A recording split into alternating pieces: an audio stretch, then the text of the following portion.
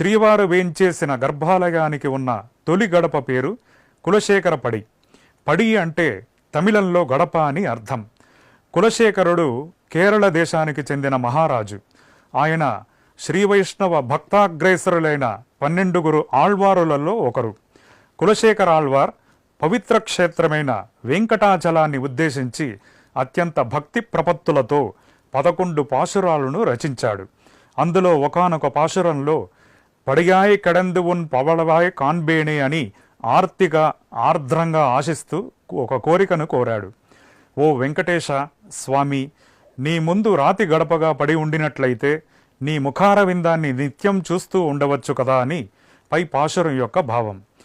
తిరుమల శ్రీవారి సన్నిధిలో రాతిగానైనా పడి ఉంటే చాలునన్న కులశేఖరుని కోరికను తీర్చడానికా అన్నట్లుగా శ్రీ స్వామివారి ముందు ఉన్న ఈ గడప కులశేఖర పడి అనే పేరుతో ప్రసిద్ధి పొందింది.